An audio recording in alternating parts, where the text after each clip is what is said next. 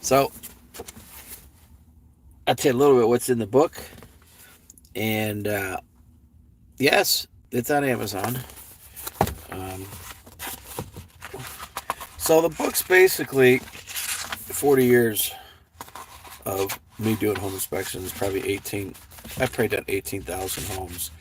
And it's not really a home inspection book. The book's about how to stay healthy in your home. And it, it's got a lot of good topics in there. In the first chapter, we talk about house particle pollution, how it gets in your home. And that's gets into like places where we live, you know, and how extra pollution enters the home. And it's got a lot of different sections. Some talk about air ports, fallout, polluted cities, living near dried lakes, um, volcanic ash, livestock living near farms, agricultural farming, spraying, drifting. Um, and then it talks a little bit about dust, what kind of dust is in the home, and what dust does to us. The second chapter is pretty cool. It's on how particle pollution is created in our homes.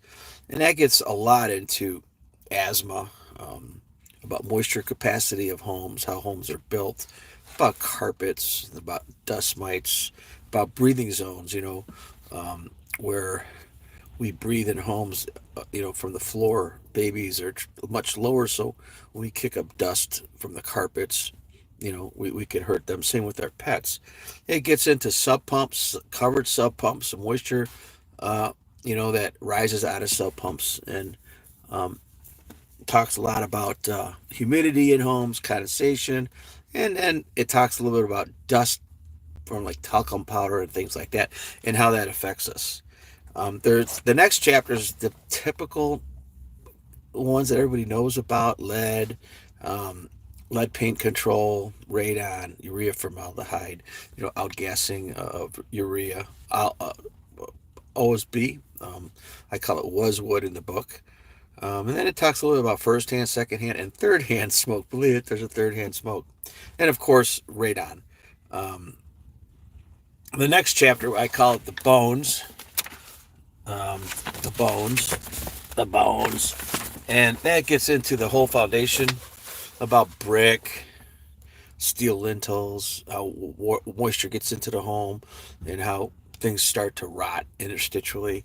And it talks about concrete floors, concrete walls, and then it's real big on vents, vented in crawl spaces, vented and non-vented crawl spaces, and so it talks about what you got to do to make those safe, and how to minimize indoor pollution from them.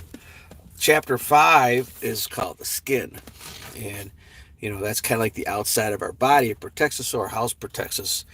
And it gets a lot into the different failures of sidings and roofing and ice dams, and how water enters into the home from the outside. It also talks about airflows indoors, thermal bypass, heat loss, um, and then any types of defective types of siding, which there's a lot of defecting roofing, defecting wood products. A lot of these had class actions. We mosey on into, and there's obviously more. I'm not going to give it all up. House safety is the next chapter, um, and that gets into the typical stuff like window safety glass. And I got stories, and every one of these has stories and forensic evaluations and case studies. This one's called "Window Safety Glass Falls and Smashed Fingers." Yeah, that's pretty fun. And then, of course, trips and falls and snow and defective appliances, electrical panel issues, and it talks about what types of problems electrical panels, and then lighting issues, and of course we have childproof safety for children. And you have to have um, handrails and GFIs, and so that covers that. And there's a bunch more of that. So then we get into a chapter I call it the sides, CIDES, furry, slimy, creepy pests and insects. That's kind of fun.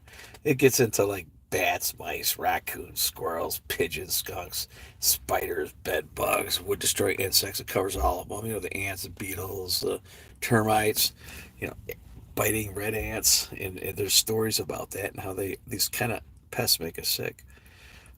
Later, chapter number 8, we talk about carbon dioxide and carbon monoxide. And you probably want to read that one. There's a lot going on there. And it even talks about, some of the case studies where I evaluated a home where a 32-year-old died of carbon dioxide poisoning. And it gets into what, small homes and carbon dioxide levels, carbon monoxide levels, incomplete combustion, a lot of stuff. One of them is called Dennis Put Up a Deadly Wall. It's a good story. We move on to HVAC, plumbing, and other mechanical, and that's more like in the duct cleaning, the duct problems, maintenance, um, filtration, natural gas leaks. We talk about methane, propane, oil heat, geothermal, wood pellet stoves, the problems with them, wood burning stoves, the problem with them, and a few others. Uh, the book later goes into chapter 10, VOCs, volatile organic compounds. And there's a lot, and we probably know a bunch of it. I kind of beat up air fresheners and candles and mothballs and talk about Chinese drywall. Fabrics, clothes, what types of fabrics we have in our homes, dry cleaning chemicals, household cleaning supplies. And then I give you a list of stuff that you could do, to have better cleaning uh, products that aren't going to make you sick. Of course, we get into water. That's another chapter. That one gets pretty deep.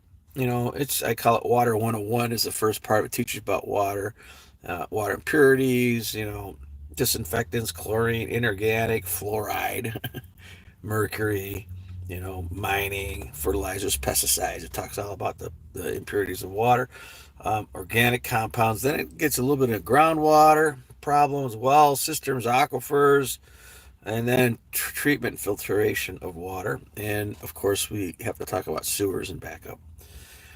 Now we're starting to get crazy in chapter 12, electro smog. Basically, most of you call it EMFs. And we'll get into all the Schumann resonance, some serious, the whole, our bodies and the planet work on the Schumann resonance and what happens when we disrupt it. And of course, electromagnetic fields, electric fields, magnetic fields, microwaves, light bulbs. Yeah, you're going to read about the light bulbs. It'll tell you what your light bulbs are doing to you. And we touch about dirty electricity, dirty voltage, stray voltage, phantom voltage. And of course, we're not going to forget about cell phones and chargers, things of that nature. And grounding of the home, or grounding your body, and electrosmog. A lot of stuff. It's a good chapter. We're starting to get close here to the end. Stress. And, we've got insurance stress. We have occupant stress. We have toxic home stress. Government, city, corporation, and homeowners association induced stress. Um, Land grab stress, you know, and government limited use stress. So codes, violation, ordinances. And so these are things that stress us out. And the number one killer in today's world is stress. And so, very good chapter. Um, then I kind of put it all together towards the end. It's a pretty fun chapter, and I call it different strokes for different folks. Well, basically, it's about certain type of people, the way they live, and so we all live differently. And so I've come up with different, problems in the way people live. So, like for example, I'd have there's a lot of these. I think I have like 30, 20 or 30 of these. The urbanite versus the ruralite. It tells you the people between the two, the problems in the homes and what can make them sick. Then I have the people, this was called from sparkle to sick. People that like use chemicals to clean their home. The cost of a spotless home. Chaos at home. The tale of mattress on the floor living. Yeah, okay, those are a lot of the inner city homes.